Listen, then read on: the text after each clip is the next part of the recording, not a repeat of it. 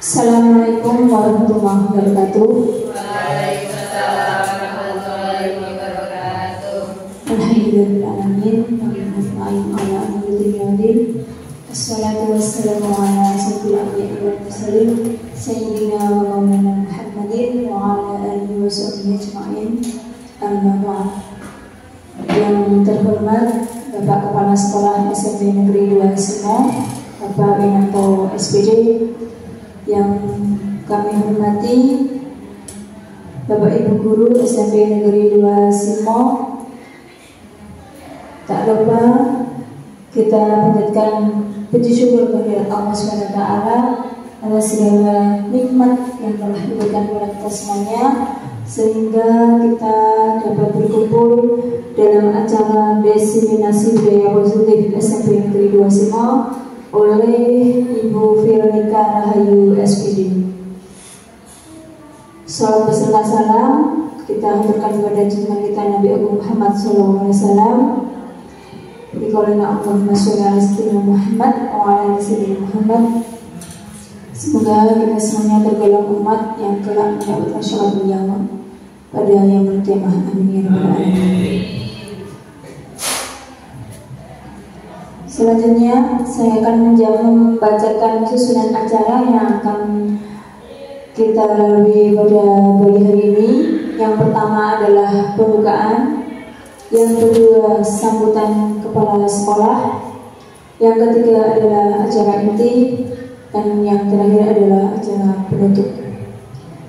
Mari acara ini kita buka dengan membaca basmalah bersama-sama. Bismillahirrahmanirrahim.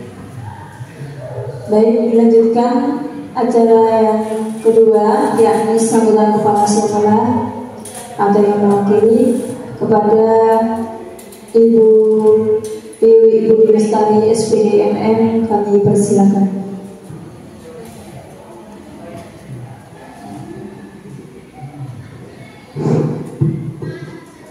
Terima kasih. Assalamualaikum warahmatullahi wabarakatuh. Waalaikumsalam warahmatullahi wabarakatuh. Yang saya hormati kepada Bapak Ibu Guru, yang saya hormati juga kepada Ibu Vero sebagai calon penggerak. Assalamualaikum warahmatullahi wabarakatuh.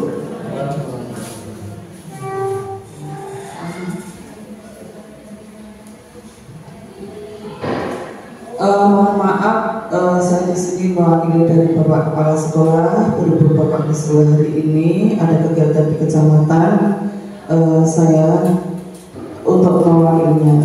Semoga nanti acara ini bisa berjalan lancar.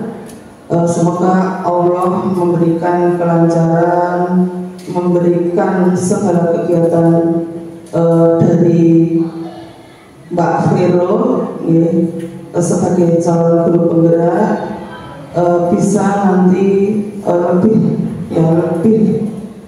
memicu baik itu pada guru-guru, baik itu kepada siswa-siswi kita di SMP Negeri 2 Simo ini.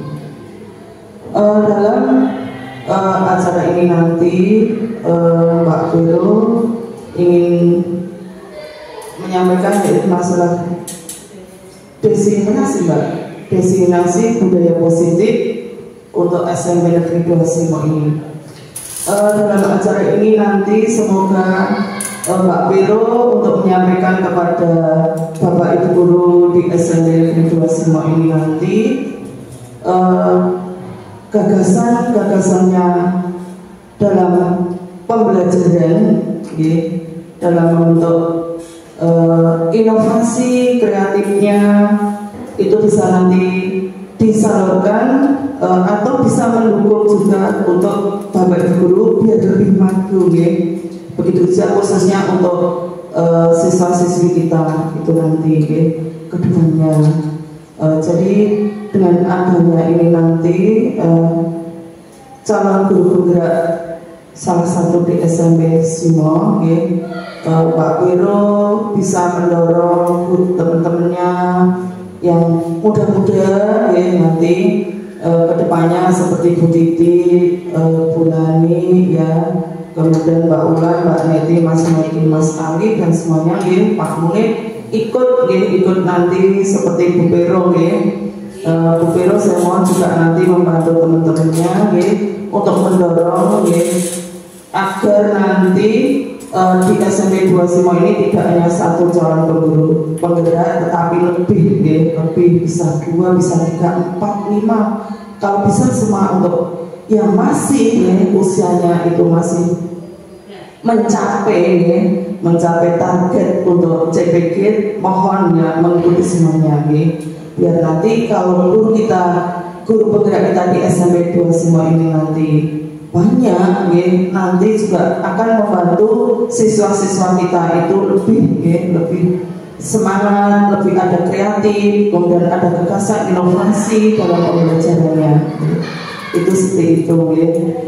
Jadi semangat yang dipimpin oleh Pak Pero khususnya sebagai contoh ya, monggo panjenengan Bapak Guru ya, Gus Bu Titik ya, tolong ya itu nanti yang sudah PNS ya, itu bisa ikut kreatif seperti Bu Pero itu. Dan mohon juga nanti Bapak Ibu yang calon guru penggerak dan kemudian Bapak Ibu yang masih P3K ini ada pendaftaran ya, ada pendaftaran PNS dibuka, monggo ikut mendaftarkan. Panjenengan tidak akan dicopot dari P3K tidak. Karena di situ sudah ada kemarin ya, ada wawasan, ada bacaannya, di situ diperbolehkan untuk P3K untuk mengikuti calon pegawai negeri sipil ya, itu bisa ya.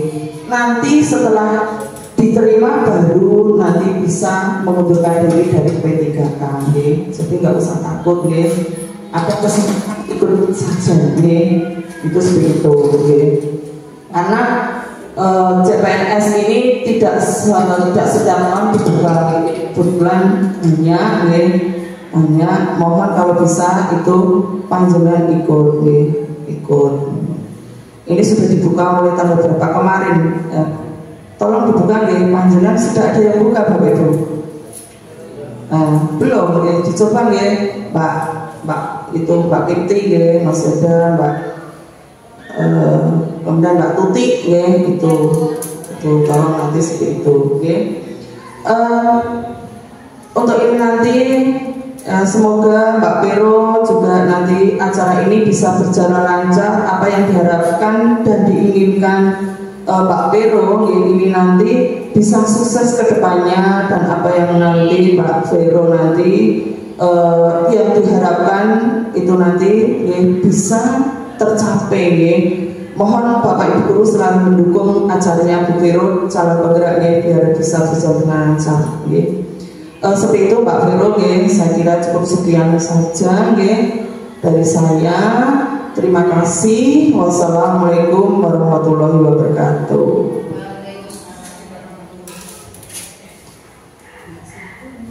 Pada Ibu Wiwi Budi Lestari SBMM kami sampaikan terima kasih. Selanjutnya acara yang ketiga yaitu inti yang akan disampaikan oleh Ibu Veronica Rahayu SPD. Kepada Ibu Veronica Rahayu SPD kami persilakan.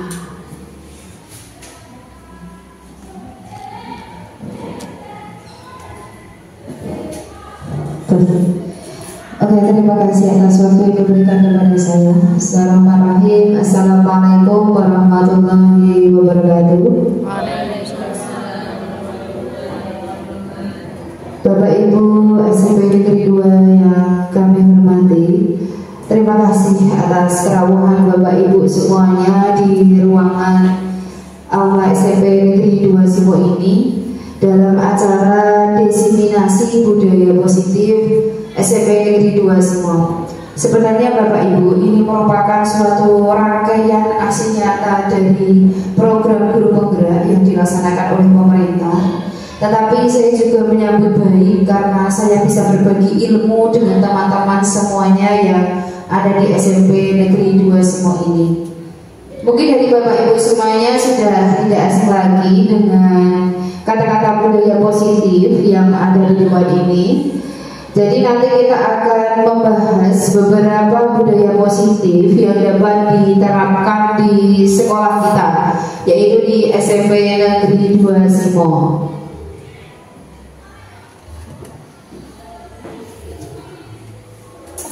Oke Bapak Ibu semuanya, di sini akan saya tampilkan terlebih dahulu untuk budaya positif.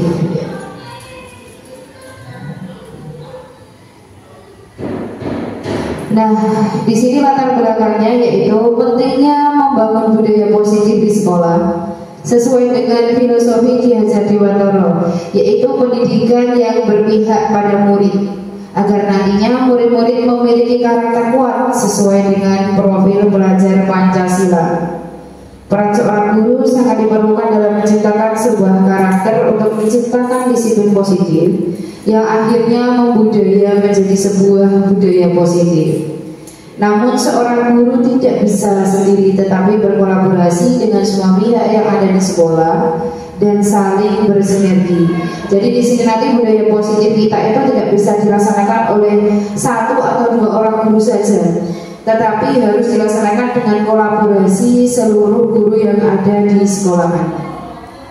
Nah, budaya positif itu sendiri merupakan nilai-nilai, keyakinan, kebiasaan di sekolah yang berpihak pada murid agar murid dapat berkembang menjadi pribadi yang kritis, penuh hormat dan bertanggung jawab. Nah, di sini ditekankannya adalah pada kebiasaan yang kita bangun di sekolah supaya nanti anak-anak mempunyai karakter atau pribadi yang kritis, hormat, juga penuh tanggung jawab. Oke, budaya positif di sini kita mulai dari disiplin positif, perubahan paradigma, kemudian disiplin positif, kemudian kebutuhan dasar manusia. Jadi sebelum kita masuk ke budaya positif harus mengetahui dulu antara lain kebutuhan dasar manusia, motivasi perilaku manusia, posisi kontrol restitusi, keyakinan, kelas serta segitiga restitusi. Saya yakin Bapak Ibu di SMP Negeri 2 Simo sebenarnya sudah menerapkan apa yang ada di depan ini, tetapi mungkin kita belum terlalu memahami apa yang disebut dengan restitusi, segitiga restitusi dan sebagainya. Saya yakin Bapak Ibu sudah menerapkannya sebenarnya di dalam kelas ataupun dalam kesehariannya dalam mengajar. Oke, di sini sebelum kita masuk ada beberapa pertanyaan pemantik di sini. Kira-kira Bapak Ibu setuju atau tidak? Nanti saya minta jawabannya ya Bapak Ibu. Gak usah terlalu tegang-tegang di sini. Kita santai saja, kita relax aja nanti karena kita nanti satu jaman di sini ya nanti. Jadi harus relax aja, santai aja biar nanti gak terasa waktunya. Kalau tegang-tegang nanti capek nanti ya. Oke, di sini ada beberapa pertanyaan. Yaitu yang pertama, hukuman dapat mendisiplinkan anak. Kira-kira setuju atau tidak? Oh, setuju. Pak Munir gimana Pak Munir? Oh, ya, saya setuju. Oke. Selanjutnya, pemberian hukuman dengan hal positif seperti membersihkan rumah sekolah dapat meningkatkan disiplin. Setuju atau tidak Bapak Ibu? Oh, setuju. Oke. Bu Neti setuju tidak Bu Neti? Oh, setuju ya. Selanjutnya, memberi penghargaan dapat meningkatkan motivasi belajar anak. Setuju atau tidak? Ya, setuju. Memberikan penghargaan dapat meningkatkan motivasi belajar anak. Oke. Selanjutnya kita akan belajar lagi ya. Nah, di sini perubahan paradigma untuk menciptakan budaya positif di sekolah yang berpihak pada murid agar sesuai dengan filosofi pemikiran Ki Hajar Dewantara. Tentunya hal ini diawali dengan merubah cara pandang atau perubahan paradigma itu sendiri. Salah satunya dengan penerapan disiplin. Disiplin erat kaitannya dengan teori kontrol. Nah, berikut miskonsepsi tentang teori kontrol. Nah, ada beberapa salah paham di sini ya. Yang pertama, ilusi guru mengontrol siswa. Yang kedua, ilusi bahwa kritik dan membuat rasa bersalah mampu menguatkan karakter. Kemudian ilusi bahwa penguatan positif, efektif dan bermakna. Dan yang selanjutnya, ilusi bahwa orang dewasa berhak memaksa.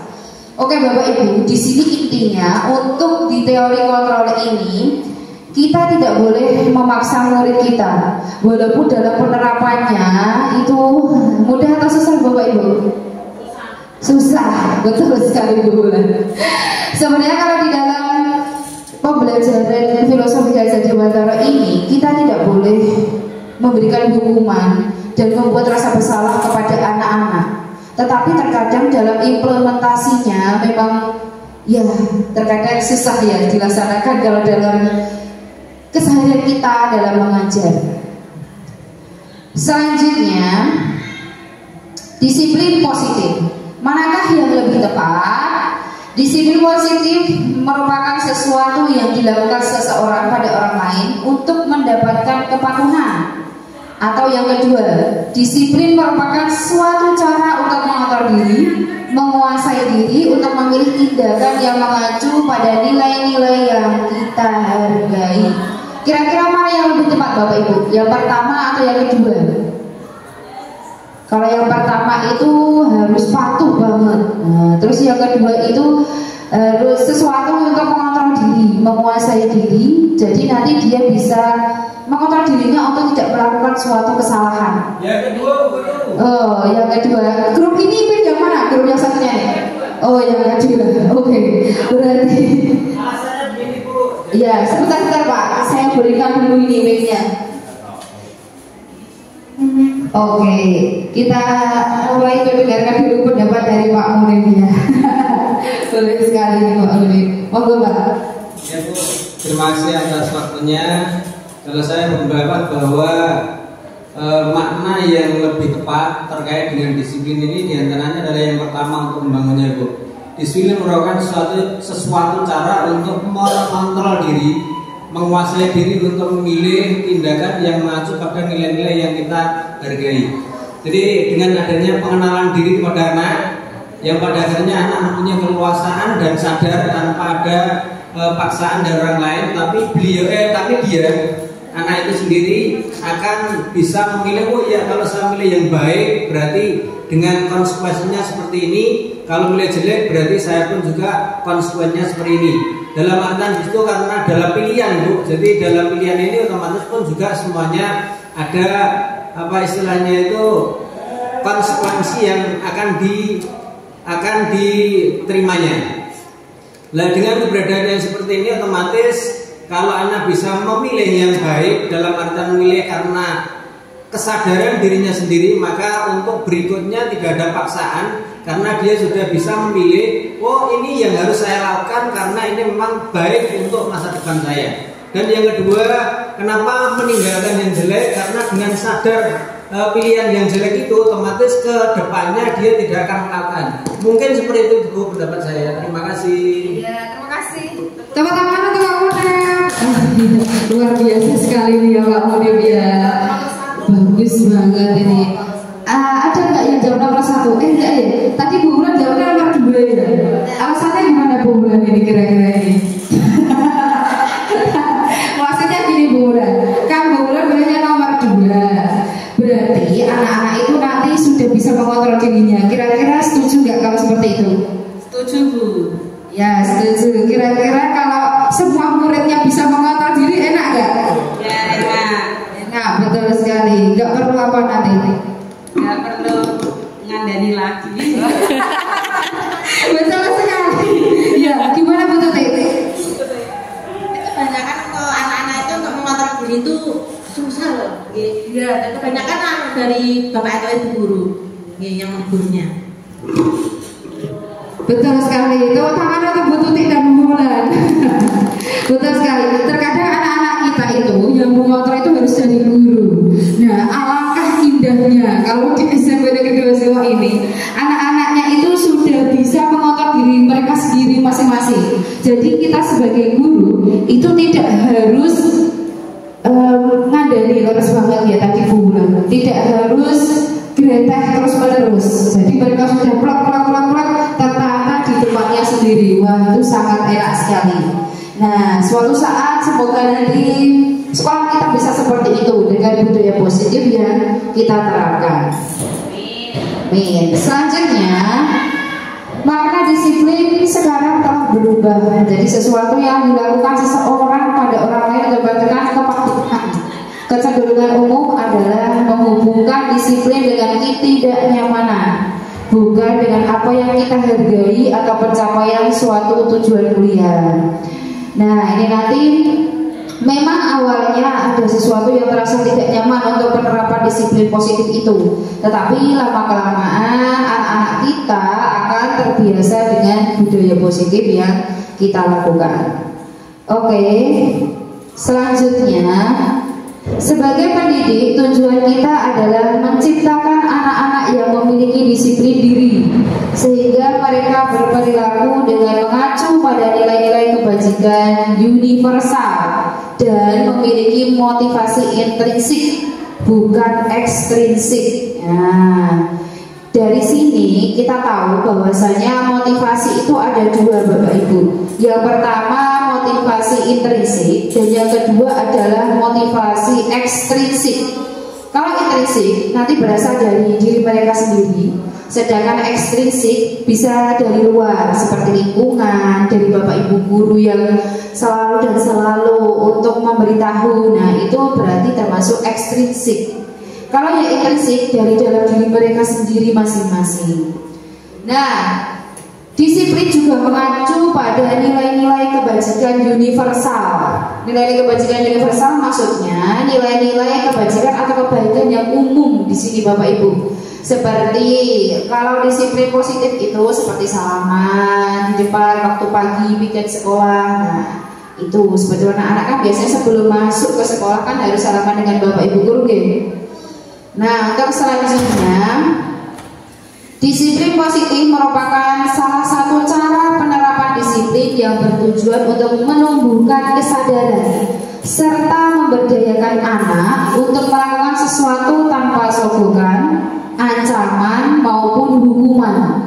Nah, ini tadi tahta tertinggi dari disiplin positif adalah tadi seperti yang diutarakan oleh Pak Munib, bahwasanya anak-anak sudah bisa mengontrol diri mereka untuk tidak melakukan suatu pelanggaran di sekolah. Nah, tahta tertingginya seperti itu. Kemudian selanjutnya, disiplin positif akan melahirkan nilai-nilai kebajikan yang mengacu pada profil pelajar Pancasila. Nah, profil pelajar Pancasila di sini, nah sudah di depan deh. Bapak Ibu teman-temannya semuanya udah hafal profil pelajar Pancasila? Udah Nah, ini sambil mengulang ya. Beriman, bertakwa kepada Tuhan Yang Maha Esa dan berakhlak mulia, berkebinekaan global, bergotong royong, kreatif, mandiri dan bernalar kritis. Nah, betul sekali ini. Nah, ini profil pelajar Pancasila.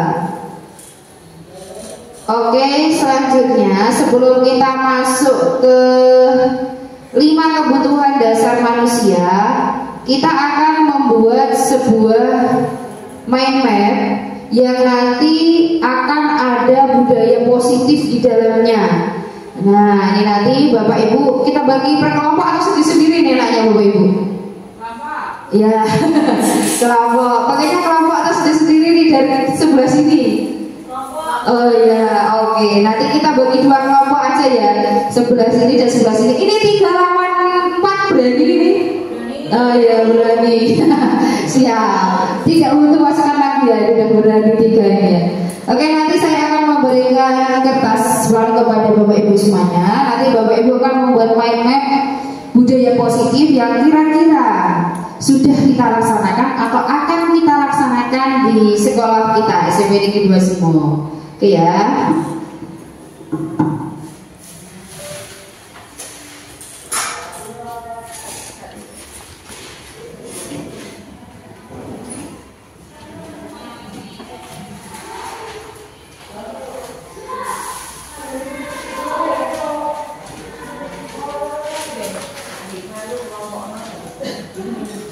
Oh, boleh.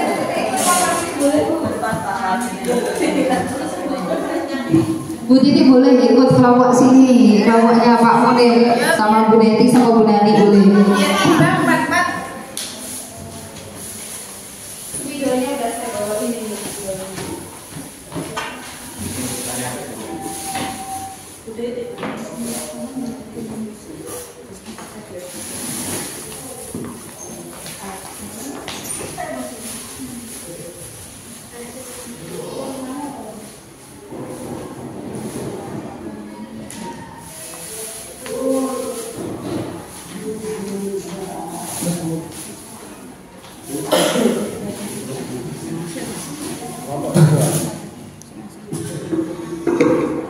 Oke, boleh sekarang Bapak Ibu mulai membuat mind map-nya, yaitu budaya positif.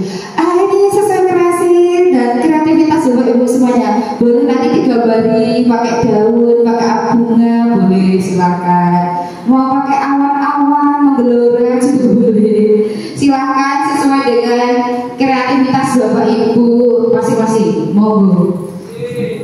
Ini sudah saya sediakan spidol di sini. Dan saya sediakan kertas, monggo yang nulis bareng-bareng, nah boleh nanti biar cepat selesai juga boleh. Silakan.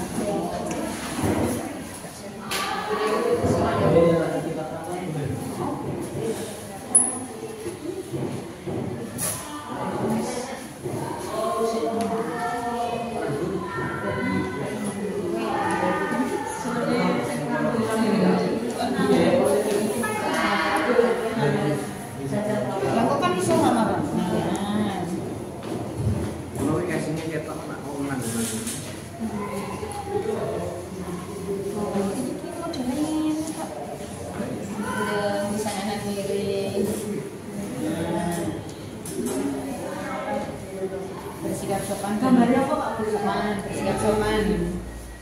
Salaman. Alah,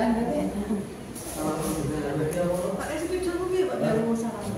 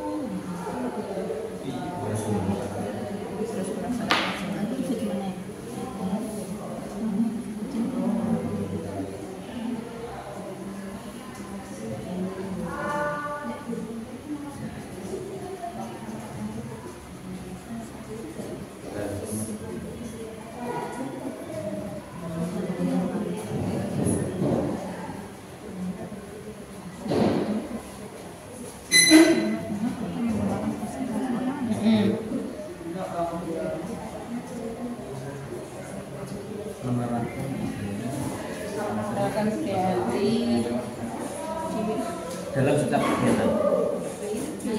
Dalam menggunakan Dalam setiap kegiatan. fasilitas sekolah. Dalam setiap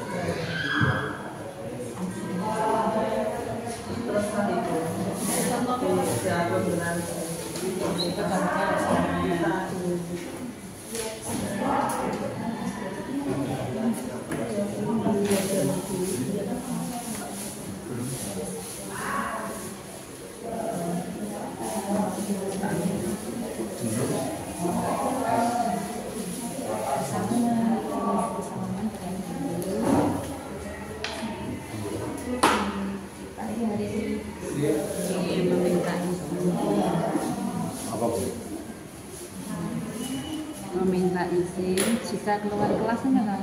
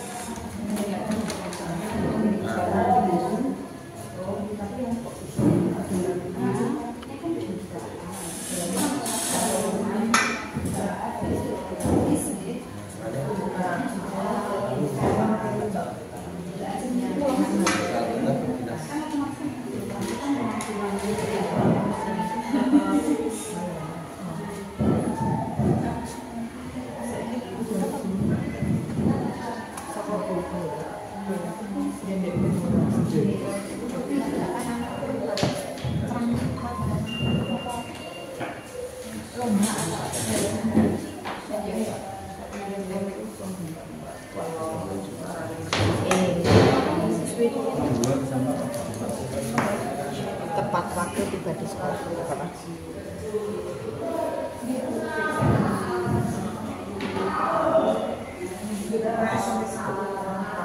Gambar yang belum ya, apa lo?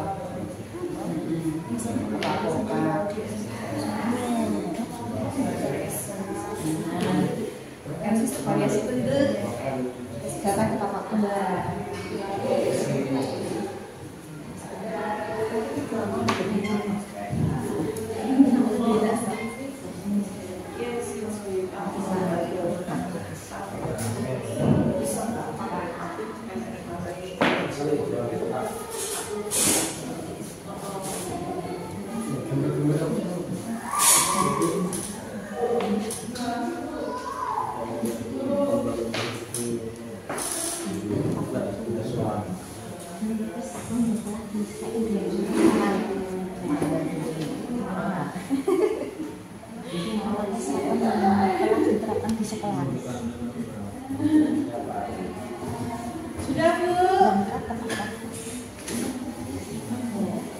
Oke, yang sudah selesai Bapak Ibu boleh ditempel di depan sini aja.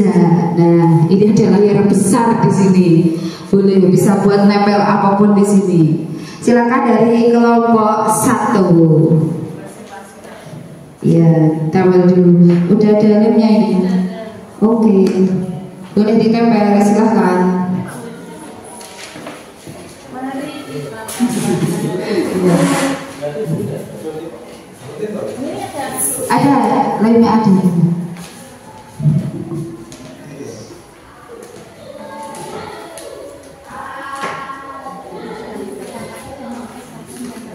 Nanti kita bahas bersama-sama di sini dengan Bapak Ibu semuanya. Kita bahas bersama-sama, kita apa ya? Kita analisis bersama-sama budaya positifnya.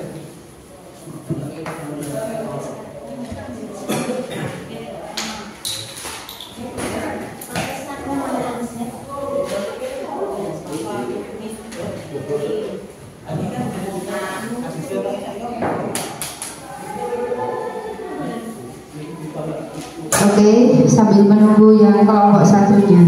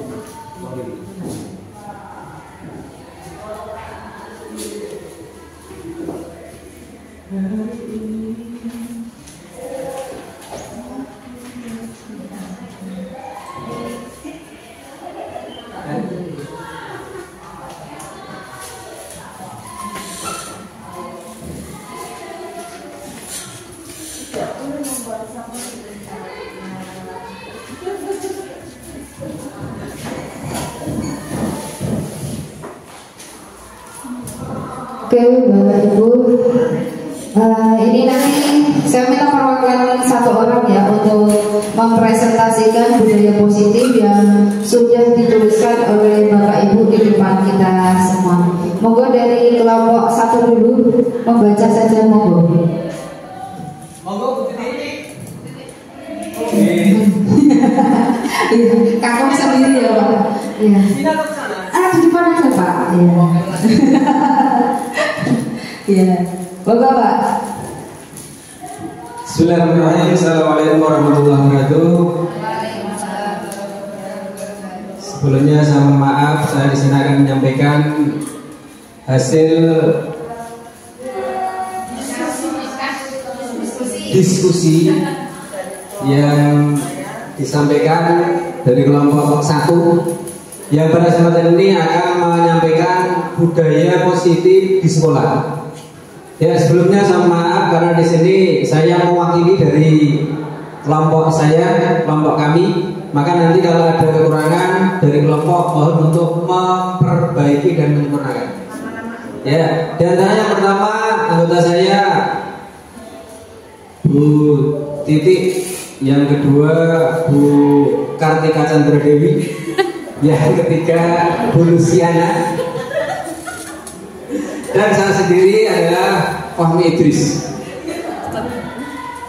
Langsung saja pada kesempatan ini bahwa yang namanya budaya, ya, budaya positif itu harus dikembangkan dan harus dibangun dan serta dikenalkan. Karena tanpa ada pengenalan dari anak-anak, maka budaya ini pun juga akan harus termakan waktu. Oleh karena itu kebiasaan yang paling utama adalah dilaksanakan, harus dilaksanakan. Karena tanpa dibiasakan kegiatan apapun wujudnya pasti tidak akan bisa berjalan dan berhasil.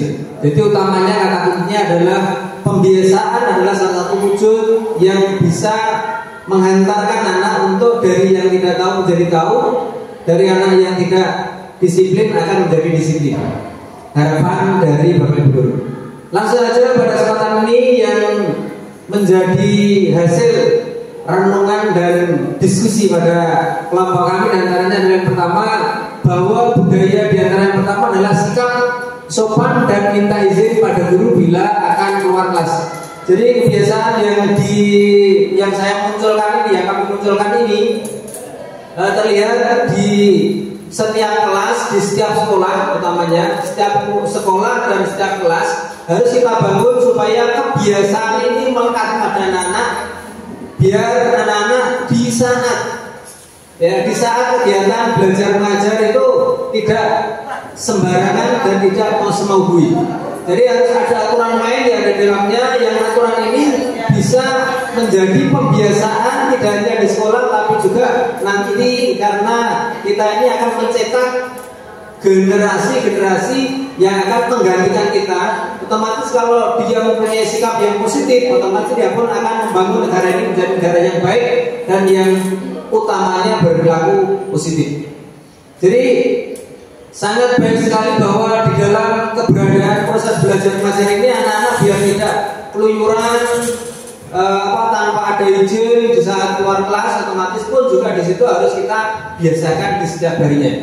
Terus yang kedua, mengantri, menerapkan budaya antri dalam setiap kegiatan. Di antara yang saya berikan contoh bahwa kegiatan itu sangat banyak sekali. Karena biasa diawali dari sekolahan, maka dari sekolahan ini pun juga dari mulai yang pertama. Di saat anak utamanya di kelas, saya gambarkan di kelas, umpamanya anak di kelas akan menanyakan terhadap apa yang menjadi pertanyaan atau menanggapi terhadap keterangan yang ada yang telah disampaikan oleh guru. Otomatis anak-anak pun juga harus diberikan kesempatan, dengan kesempatan tersebut harus berimbang. Umpamanya terjadi dalam suatu kesempatan ada suatu kegiatan, akhirnya anak banyak yang acung dan dia akan menanyakan terhadap permasalahan yang diutarakan oleh guru, maka dalam kesempatan ini pun juga harus berimbang. Seandainya dalam satu kelas itu ada 10 yang tanya, padahal waktu tidak mungkin semuanya itu untuk bertanya, otomatis harus kita imbangkan. Caranya bagaimana? Kalau menurut pendapat kami dalam latihan kelompok ini tadi, bahwa di antara yang pertama seandainya ada 10 di antaranya, kita hanya mewakilkan dari 4 anak. Kebetulan dari 4 anak tersebut harus kita wujudkan berimbang atau kita antrikan berimbang dengan cara seandainya dalam satu kelas itu ada 4 kelompok meja, maka dari 4 kelompok meja ini walaupun tadi 10, maka masing-masing meja harus mewakili 1 di antaranya biar rata. Maka nggih Bapak Ibu. Jadi dari kebiasaan itu hanya sebatas pada penghargaan supaya masing-masing berimbang.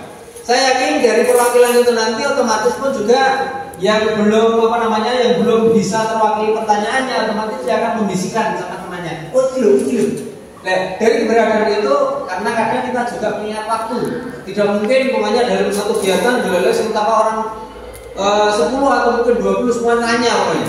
Otomatis pun juga kita harus membatasi yang pada akhirnya ukuran waktu sudah bisa tercapai. Lanjut pada kesempatan yang kedua dalam kegiatan budaya positif ini diantaranya yang ketiga adalah bersalaman dengan guru di pagi hari. Ya ini kegiatan yang baik juga karena dengan keberadaan guru di setiap pagi hari berhadapan dengan anak, bersalam-salaman dan bergantian dalam artian ini otomatis dari suatu sekolahan saya yakin bahwa sekolah ini akan terjadwal Bapak Ibu gurunya untuk weekend Senin sampai dengan Sabtu atau mungkin Senin sampai dengan Jumat. Nah dari keberadaan ini maka anak-anak bisa mengontrol bagi anak-anak diantaranya yang pertama disiplin kaitannya dengan potongan rambutnya otomatis akan terkontrol tanpa harus kita mutar dari kelas ke kelas. Semuanya mengetahui, semuanya mengerti dari keberadaan anak tersebut. Oh iya ini fotonya kurang rapi, namanya siapa bisa di catat dan kelasnya berapa yang pada akhirnya nanti bisa diberikan penjelasan atau diberikan arahan. Atau mungkin anak-anak yang mungkin anak-anak yang kurang disiplin terkait dengan pakaiannya, otomatis pun juga kita bisa mengenalinya di awal itu. Atau mungkin juga kaitannya dengan sepatunya dan sebagainya. Nah dari keberadaan ini maka tidak hanya sebatas pada sarangannya saja, tetapi di sini pun juga bisa mengontrol dari casingnya anak, dengan casing anak yang dipakai, dengan casing anak, tampilan anak tersebut juga bisa kita kenali dari awal. Dengan pengenalan awal ini otomatis juga Bapak Ibu guru akan lebih mudah di dalam sistem manajemen anak supaya anak tersebut mempunyai kebiasaan yang baik, karena kebiasaan yang baik ini adalah awal dari kesuksesan anak. Saya yakin tidak mungkin anak yang tidak mempunyai kebiasaan baik yang pada akhirnya dia mempunyai watak yang baik, tidak mungkin. Karena kebiasaan kita akan melekat pada diri masing-masing anak. Dengan kebiasaan yang ada itu otomatis akan terbawa yang pada akhirnya akan terjun masyarakat. Setelah itu baru kemudian menjadi anggota masyarakat pun juga menjadi orang yang disiplin, yang tujuannya adalah seperti itu. Berikutnya yang keempat, salah satu budaya positif diantaranya adalah membuang sampah pada tempatnya. Banyak sekali anak-anak dikarenakan era sekarang ini akan berbeda dengan era yang kita lalui pada awal mula tahun 90-an atau tahun 20-an, 80-an atau 90-an. Kalau pada tahun 80-an Tidak ada yang namanya anak kok dikasih uang saku, paling hanya 1-2, dan itu pun juga uang saku dalam artian itu hanya sebatas pada buat beli es kucing. Nah, dia es kucing Bapak Ibu. Jadi kalau saya itu yang setiap minggu itu hanya sekali disangoni di saat jam olahraga. Selebihnya itu tidak pernah disangoni. Maka hanya cukup dari rumah sarapan sampai dengan jam, kalau dulu itu jam 1 nih, jam 1 atau jam berapa itu dulu. Tapi kalau sekarang itu seakan kebiasaan yang wajib, anak berangkat sekolah kudu ngantongi duit. Kalau sekarang, nah itu memang ya apa namanya perubahan zaman, karena yang namanya zaman ini dekade waktu tertentu akan memberikan warna sendiri. Jadi dengan warna waktu, dengan warna tahun, maka dengan tahun itu pun juga akan menghadirkan tren-tren waktu tersendiri. Maka dengan tren-tren yang seperti ini, kalau kita tidak selektif, tidak disiplin, artinya kita tidak selektif awal, maka anak-anak ini kacau balau. Jadi utamanya di sini dibiasakan membuang sampah pada tempatnya. Sampai-sampai pada suatu ketika ada saya menerapkan terkait dengan sampah ini. Kalau di dalam proses belajar mengajar, kebetulan pelajaran saya, kalau di sekitar tempat duduknya ada sampah, maka di situ saya berikan hadiah. Hadiahnya adalah sanksi. Sanksinya apa? Sanksi yang membangun. Contoh sanksi yang membangun diantaranya yang pertama, namanya. Kebetulan saya ngajarnya bahasa Indonesia. Di saat itu seandainya ada sampah yang ada di dalamnya tersebut, sanksi yang bisa membangun pada anak dan menumbuhkan pada kreativitas anak. Saya suruh untuk membaca puisi atau membuat puisi, atau mungkin bentuk-bentuk yang lain, ada pertanyaan dan sebagainya. Jadi diantaranya yang saya biasakan, namanya di situ saya suruh untuk membuat naskah puisi. Setelah itu saya suruh untuk membaca ke depan kelas. Nah, dari keberadaan seperti ini, hari berikutnya dia akan hitung-hitung. Aku nak buang sampah ini, wah payah, ngereposoni awake dhewe. Ya, sehingga dari keberadaan itu maka disiplin itu juga kadang harus dibarengi dengan adanya sanksi. Tapi sanksi itu adalah sanksi yang bisa membangun pada diri masing-masing anak. Atau mungkin juga sanksi diantaranya di situ saya suruh untuk menghafalkan doa kita untuk yang Islam. Ya, harus baca doa kita. Kalau tidak bisa, saya beri PR hari berikutnya atau minggu berikutnya harus membaca atau harus menghafalkan doa kita.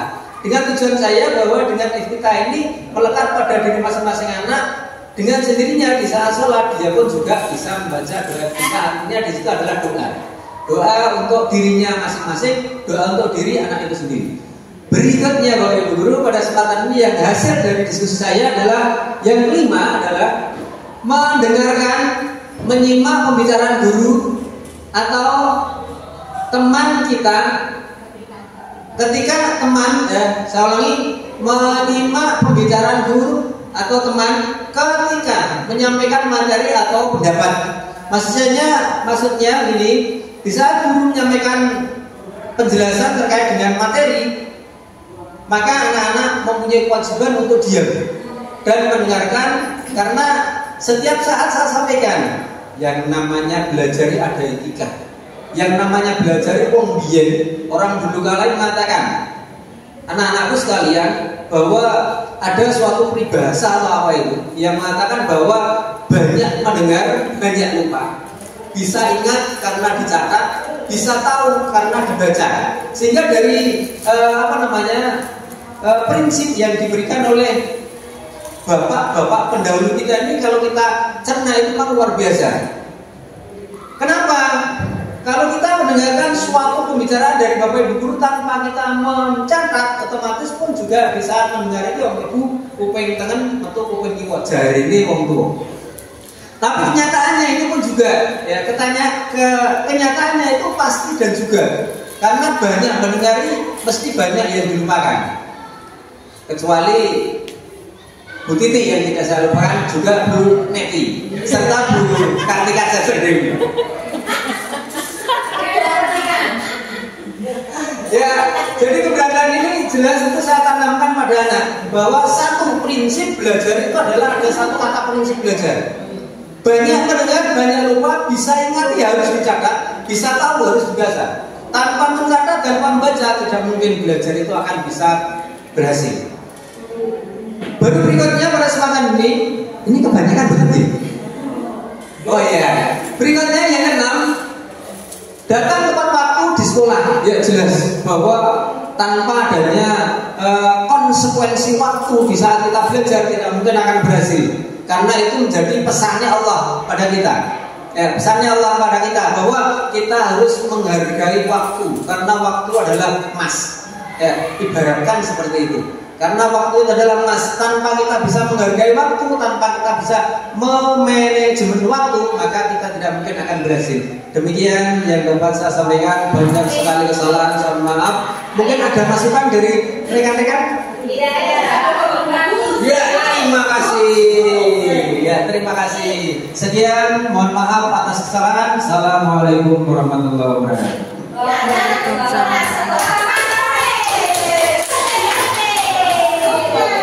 Oke, terima kasih. Sangat jelas sekali ya pemaparan dari Pak Munir. Sangat jelas atau jelas Bapak Ibu? Betul sekali, sangat jelas sekali. Giliran dari kelompok 2, silakan yang ingin membacakan ke depan hasilnya. Ini udah banyak ini ya. Kelompoknya ada 4 orang ini. Ayo, monggo silakan. Ya, ini pas banget guru BK kita ya, kan budaya positif dari guru BK ini ya. Monggo Pak Ali. Bismillahirrahmanirrahim. Assalamualaikum warahmatullahi wabarakatuh. Waalaikumsalam warahmatullahi. Kebetulan saya anggota termuda, jadi ditunjuk ya di sini untuk membacakan apa yang sudah kita diskusikan. Wah, cah nomor awani karo sing ngobrol. Tapi oke, nggak apa-apa. Tidak perlu berpanjang lebar. Saya akan langsung membacakan mind map penerapan budaya positif yang sudah kita kerjakan di SMP Negeri 2 Simo. Yang pertama ada salaman setiap pagi. Ketika anak-anak datang ke sekolah dengan bapak ibu guru, dengan bapak kepala sekolah. Nah ini semua bertujuan untuk apa? Agar anak-anak itu lebih menghargai bapak ibu guru yang berada di sekolah. Karena ketika dalam proses pembelajaran tidak ada menghormati yang lebih tua atau menghormati gurunya, maka saya yakin pembelajaran itu tidak bisa berjalan semaksimal mungkin. Selanjutnya ada pembiasaan pagi, yaitu membaca ayat-ayat suci Al-Quran dan berdoa bersama. Nah ini juga pembiasaan yang sering kita lakukan agar sebelum kita mengawali hari kita mengingat Tuhan kita. Nah, entah itu dari yang Muslim juga ada pembiasaan pagi dan yang non Muslim juga ada pembiasaan pagi sesuai dengan agamanya masing-masing. Nah selanjutnya dalam penerapan budaya positif kita juga menerapkan sholat duha berjamaah bagi yang Muslim. Nah ini biasanya dikerjakan tidak setiap hari, tetapi di hari-hari tertentu atau khususnya hari Jumat. Nah ini memang terkadang ketika kita melaksanakan sholat duha secara berjamaah ini memang banyak sekali tantangannya, karena memang tidak semua siswa tergerak untuk melaksanakan sholat duha ini. Akan tetapi yang namanya ibadah kalau tidak dipaksa nanti tidak akan dilaksanakan. Maka berawal dari paksaan menjadi sebuah kebiasaan, dan kebiasaan ini akan menjadi sebuah kebutuhan nantinya ketika mereka sudah dewasa. Jadi kita harapkan yang namanya sholat duha bersama ini menjadi kebutuhan bagi siswa tersebut. Tidak hanya itu, bagi siswa yang non Muslim, mereka juga dibiasakan untuk membaca Alkitab setiap Jumat juga. Jadi nanti ketika mereka sudah lulus dari SMP atau mereka nanti sudah terjun di masyarakat, diharapkan mereka nanti bisa lebih gemar atau lebih baik lagi dalam membaca Alkitabnya. Terus di sini juga ada Jumat sehat, Jumat bersih dan rohani. Jumat sehat dimaksudkan agar setiap siswa atau setiap warga SMP Negeri 2 Simo memiliki jiwa yang sehat. Jadi biasanya kita melaksanakan jalan sehat ataupun kita senam pagi biar kita semuanya sehat. Jadi tidak banyak yang loyo. Oke, ada juga Jumat bersih karena memang kebersihan sebagian dari iman. Oke, mungkin Bu agama nggih. Bu Titi dan juga Bu Nani. Oke, hadisnya apa itu Bu? Lupa saya. Oke. Terus ada juga Jumat rohani ya. Di sini biasanya tadi ada Dr. Andes Munib tadi, Pak Munib ya. Itu biasanya mengisi Jumat rohani dengan memberikan tausiah-tausiah agar siswa-siswa di sini juga tersentuh untuk melaksanakan ibadah-ibadahnya. Terus ada juga berangkat tepat waktu, memakai seragam yang telah ditentukan sekolah. Nah, ini adalah penerapan disiplin kita. Memang dalam proses pembelajaran itu sebenarnya kalau seragam itu tidak begitu berpengaruh ya. Jadi misalnya tanpa seragam pun sebenarnya kita juga bisa melalui proses pembelajaran. Cuma yang namanya kita menerapkan prosesi untuk kedisiplinan ini nanti diharapkan ketika siswa nanti keluar dari SMA Negeri 2 Cirebon dan terjun di dalam masyarakat, mereka semua bisa mematuhi semua peraturan yang ada di masyarakat tersebut. Jadi mulai dari sejak dini kita memperkenalkan disiplin, contohnya untuk apa? Memakai seragam agar mereka nanti ketika terjun di masyarakat sudah terbiasa dengan aturan-aturan yang ada di masyarakat. Kayak selanjutnya ada meminta izin ketika keluar kelas. Jadi ini juga merupakan salah satu bentuk adab dari seorang siswa kepada gurunya ketika ingin keluar kelas, mereka meminta izin. Jadi tidak sembarangan keluar kelas, keluar masuk kelas sembarangan nanti koyo maling gitu. Kayak selanjutnya berkata sopan kepada bapak ibu guru. Terus ada juga tidak boleh membuli teman. Nah, ini dikhususkan bagi siswa-siswi yang biasanya nakal ya, atau bukan nakal tapi berkebutuhan khusus ya. Di sini ada siswa yang memang memiliki tingkat kecerdasan yang luar biasa. Biasanya tingkat kecerdasannya ini tidak dicurahkan kepada pelajaran, tetapi dicurahkan kepada hal-hal yang lainnya. Salah satunya adalah untuk membuli siswa-siswi yang lain karena begitu cerdasnya siswa ini. Nah, maka dari itu nanti ada karena saya juga guru BK, jadi nanti ada kaitannya dengan materi yang saya ajarkan ini. Oke, mungkin hanya ini yang bisa saya sampaikan dari penerapan budaya positif diskusi dari kelompok 2. Ada yang nama anggotanya Ibu Bulan Ritno, Bulan Suryati. Ada Ibu Tuti, ada Mas Mati, dan ada saya Ali Sumanto. Oke, demikian dari saya, kurang lebihnya mohon maaf. Bila itu walidaya, wassalamualaikum warahmatullahi wabarakatuh. Waalaikumsalam warahmatullahi wabarakatuh. Pertanyaan kembali. Nah, terima kasih. Tadi ada kelompok 1 dan kelompok 2 yang sudah memaparkan dari berbagai budaya positif. Hampir sama sebenarnya seperti salaman pagi, kemudian sholat duha, berdoa bersama, pembiasaan pagi, berangkat tepat waktu, tidak boleh membuli teman. Nah, itu adalah beberapa budaya positif yang bisa kita terapkan dan sudah kita terapkan di sekolahan kita. Selanjutnya Bapak Ibu, kita lanjutkan ya, yaitu 5 kebutuhan dasar manusia. 5 kebutuhan dasar manusia seperti ini: bertahan hidup, penguasaan, kasih sayang dan rasa diterima, kebebasan dan kesenangan. Kita sebagai guru dan murid itu sama, kita sama-sama manusia, pasti membutuhkan kelima kebutuhan dasar yang ada di depan sini.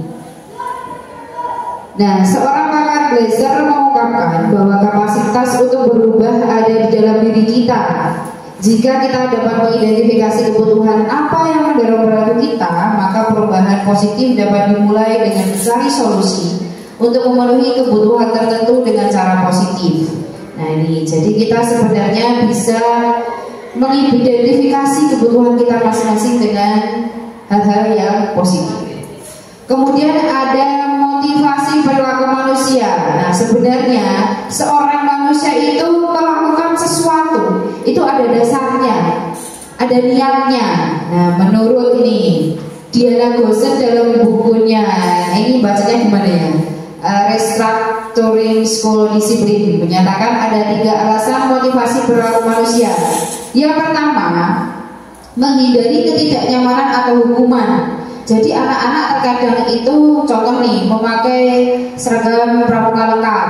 Nah, ada anak tertentu yang melakukannya karena tidak ingin dihukum. Yang kedua, mendapatkan imbalan atau penghargaan dari orang lain. Nah, ada juga yang melakukan sesuatu itu biar dapat imbalan, biar dapat penghargaan, biar dapat pujian dari orang lain. Yang ketiga yaitu menghargai nilai-nilai kebajikan sendiri. Nah, diri sendiri. Nah, ini karena sadar akan pentingnya contoh memakai seragam lengkap. Anak-anak itu ada yang sudah sadar dengan peraturan itu. Kemudian selanjutnya konsep disiplin dengan identitas gagal. Nah, contohnya ini hukuman itu yang menyakitkan, murid merasa takut, tidak nyaman, memaksa, rendah diri dan membenci peraturan. Berarti itu adalah sebuah identitas atau konsep disiplin yang gagal. Kemudian penghargaan yang tidak efektif, merusak hubungan atau iri, dapat menimbulkan iri pada teman, mematikan kreativitas, penghargaan menghukum atau sistem ranking. Nah, sekarang kita nggak ada ranking ya Bapak Ibu ya. Di rapor kita nggak ada rankingnya. Kemudian merampas hak untuk menghargai dirinya. Kemudian konsep disiplin dengan identitas sukses yaitu konsekuensi dan restitusi. Nah, konsekuensi itu penguatan jangka pendek. Seperti tadi Pak Munib yang diingatkan Pak Munib tadi, kalau tidak bersih kelasnya atau di sampingnya ada kertas maupun sampah, nanti konsekuensinya yaitu membuat puisi, membaca puisi. Nah, seperti itu. Kemudian restitusi, murid bertanggung jawab untuk perilakunya, fokus pada pemecahan masalah, menghormati dirinya, teori kontrol. Kemudian murid bersemangat memperbaiki kesalahannya sendiri-sendiri. Perbedaan hukuman dan konsekuensi. Nah, jadi di sini Bapak Ibu kita perlu tahu perbedaan antara hukuman dan konsekuensi. Kalau hukuman itu membuat sakit hati, kalau konsekuensi mungkin tidak nyaman, tapi hanya jangka pendek. Seperti itu tadi, Pak mungkin membaca puisi, mau dapat mau puisi ngarepi, enak banget. Sesuk rasanya kelasnya bersih. Nah, seperti itu. Dia tahu konsekuensinya seperti apa. Kemudian anak membenci disiplin, anak menghargai disiplin. Kalau konsekuensi itu dia sudah menghargainya. Kalau hukuman ada paksaan, kalau konsekuensi ada stimulus dan tanggapan. Banyak sekali ya, ada mendorong untuk menyakiti diri sendiri, konsep diri yang buruk, belajar menyembunyikan kesalahan, marah, rasa bersalah, dipermalukan, merasa tidak dihargai. Kemudian kalau konsekuensi mendorong anak agar mudah menyelesaikan diri, konsep diri yang baik, anak belajar mematuhi peraturan dan kemudian kehilangan hak, dibuat tidak nyaman atau diasingkan sementara atau time out. Nah, contoh kasus. Nah, ini ada contoh kasusnya. Murid tidak mengerjakan PR. Yang pertama, guru menghukum murid untuk berdiri di depan kelas selama pembelajaran berlangsung. Guru marah sehingga murid takut. Karena konsekuensi, guru memberikan konsekuensi untuk mengerjakan PR-nya saat istirahat. Kira-kira gimana Bapak Ibu? Kalau murid kita suruh ngerjain PR pada saat istirahat, gimana Bu Kartika nanti? Bisa efektif nggak nanti? Iya, pasti pilih jajan atau pilih ngerjain PR ya Bu ya? Jajan ya, benar banget ya. Guru tegas dan siswa menghormati peraturan. Karena restitusi, nanti guru menanyakan keyakinan kelas, guru terbuka dan murid menghormati dirinya sendiri. Oke, sebelum kita masuk ke hukuman ini ya, hukuman konsekuensi. Nah, sekarang saya akan memberikan contoh video kepada Bapak Ibu untuk membuat keyakinan kelas. Nah, ini keyakinan kelasnya saya ambil di kelas 9A ini Bapak Ibu ya. Ini jadi nanti nonton saya ngulang di kelas ini ya. Oke.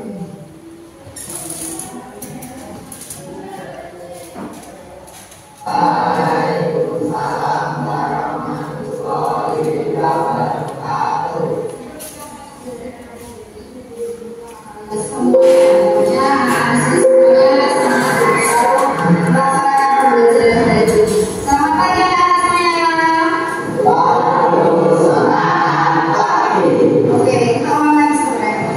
Selamat pagi anak-anak semua. Oke, anak-anak semuanya sudah selamat pagi. Tadi dari rumah udah sarapan belum?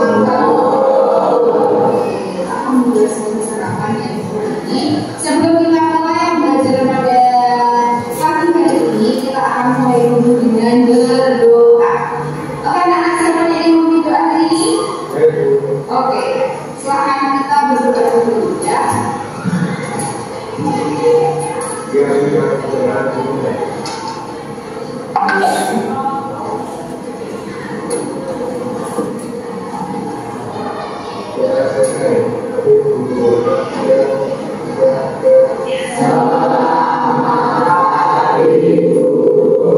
Oke, silakan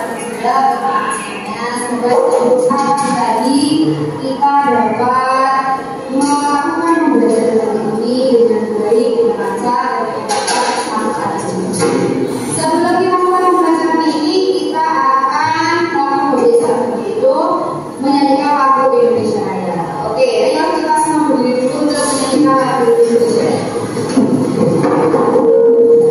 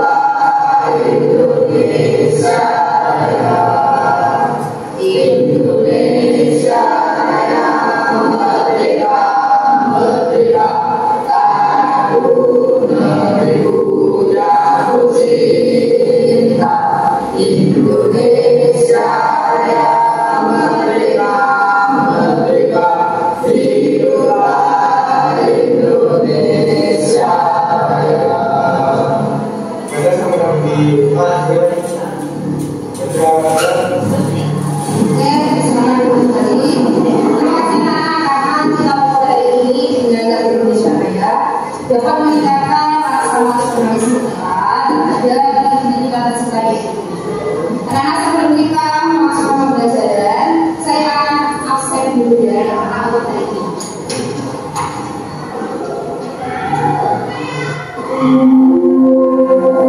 Tino Ananda Pratama, Raffi Hendri oleh anak-anak dan guru.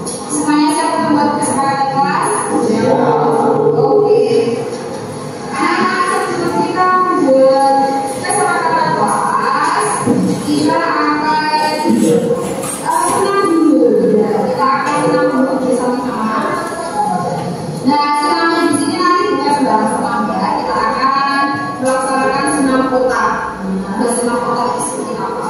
Nah, kita lihat di sini ya. Nanti kita sama-sama berdiri ya anak-anak.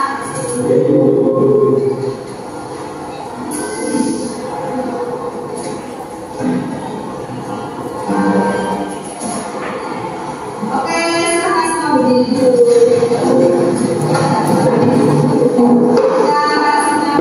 Nah, ini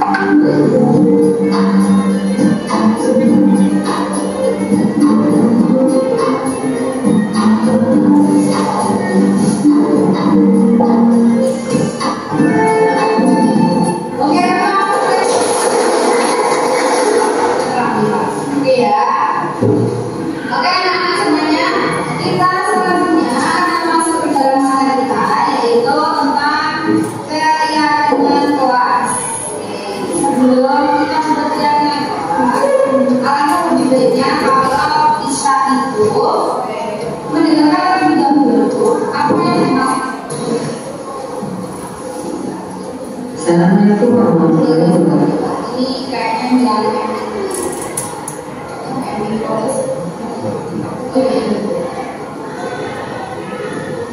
Nah, ini salah satu cara untuk membentukkan kelas, yaitu kita edukasi dulu anak-anak apakah sebenarnya yang dimaksud dengan keyakinan kelas tersebut.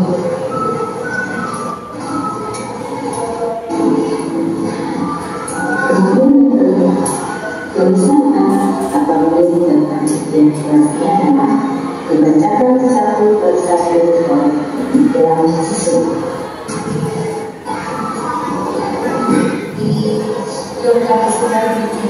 Nah, setelah anak-anak mengetahui bagaimana keyakinan kelas, kita bisa membagikan kertas post-it kepada anak-anak untuk menuliskan keyakinan kelasnya. Ini nanti videonya saya percepat aja ya, biar apa itu nggak terlalu. Selanjutnya kita akan membuat keyakinan di depan kami. Ini bebas sudah menyiapkan 2 kertas kamu. Ada 2 ini nanti karena kita kan gampang.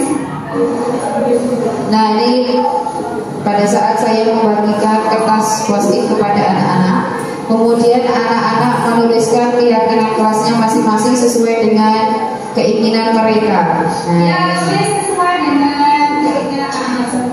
Mereka apa yang akan kita lakukan di kelas tadi di kelas 9.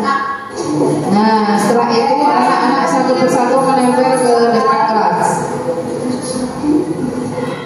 Jadi yang kemudian setelah ditempelkan semua satu kelas, dikelompokkan yang sejenis. Contoh, ada satu anak menuliskan tidak boleh terlambat, yang satu berangkat sekolah tepat waktu, berarti itu kan satu jenis. Nanti kita kelompokkan seperti ini.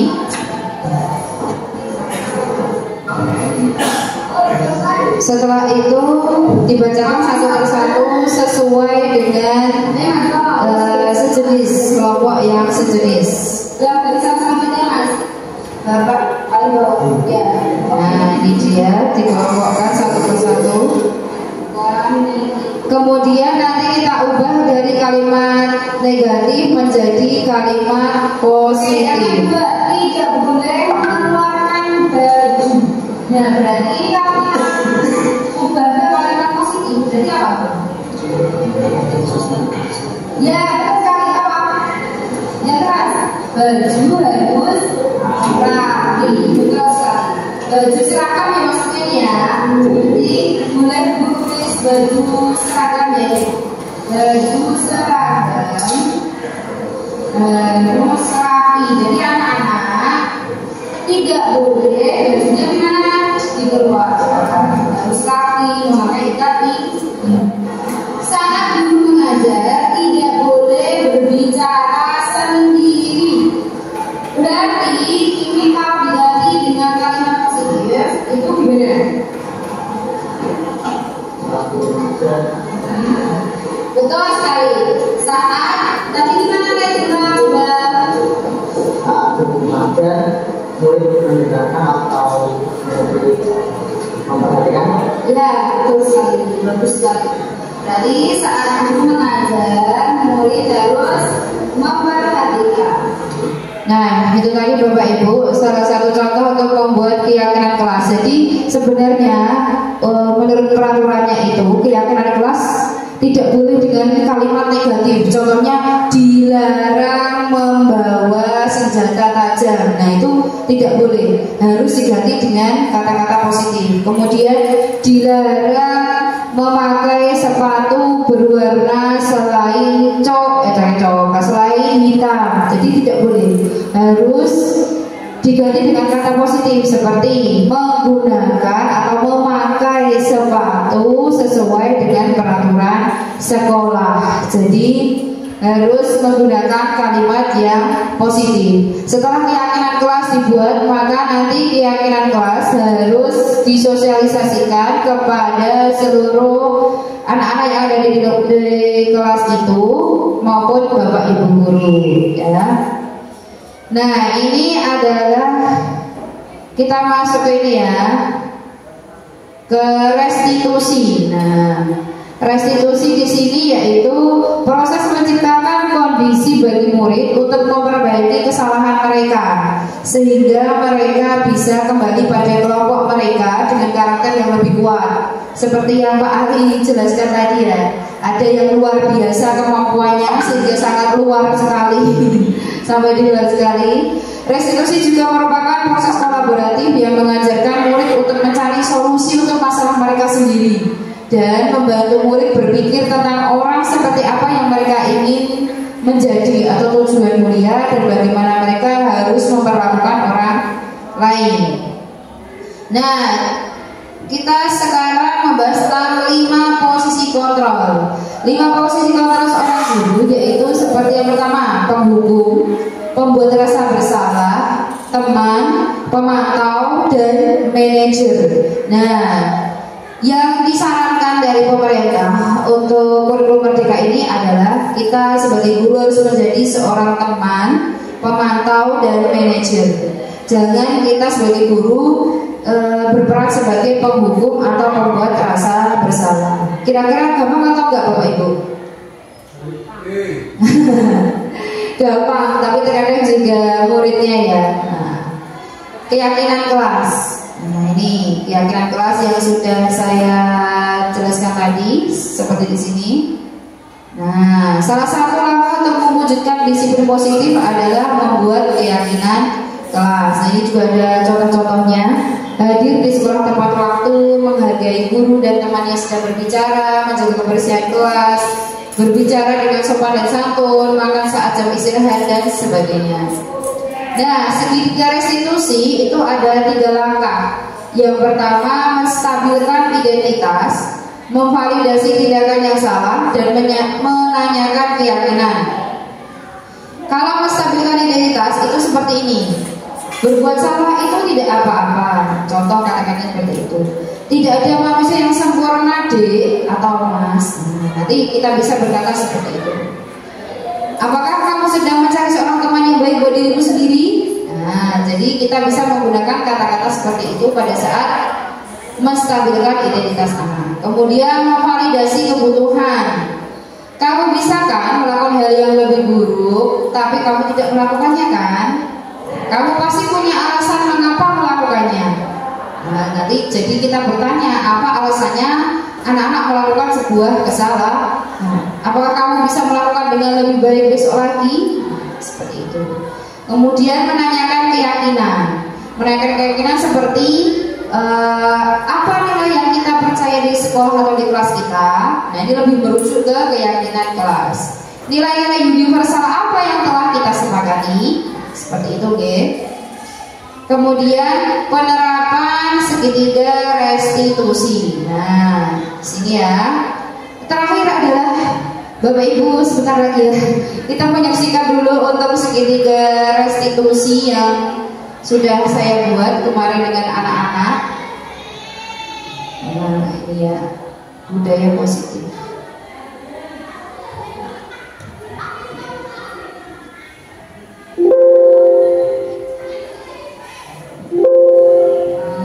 Praktik segitiga restitusi.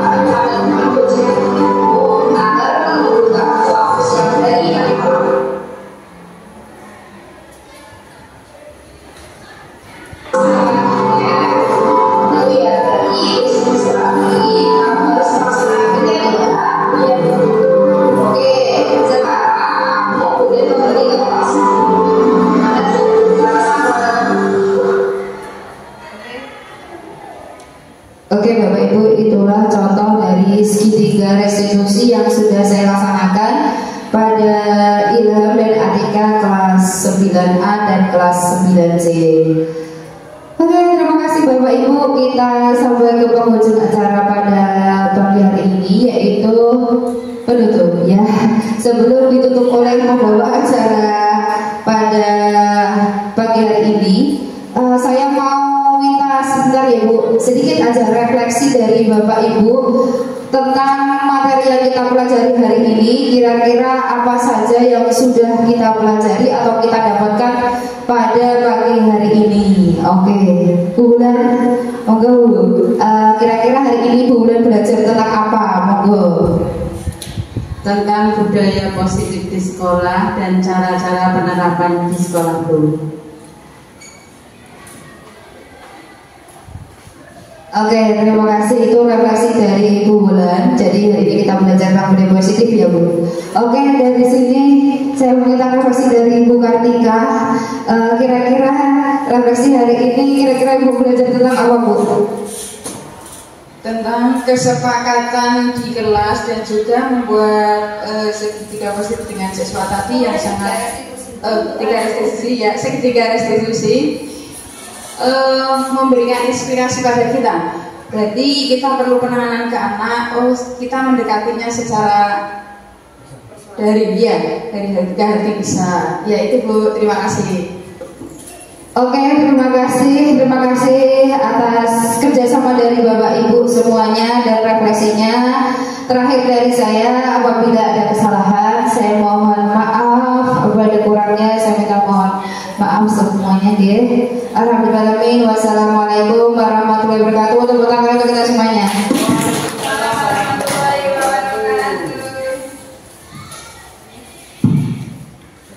Alhamdulillah.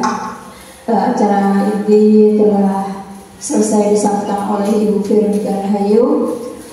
Selanjutnya kita lanjutkan acara terakhir, yaitu penutup. Mari kita tutup acara atau kegiatan diseminasi budaya positif di SMP 2 Simo ini dengan baca hamdalah bersama-sama. Alhamdulillahirrahmanirrahim.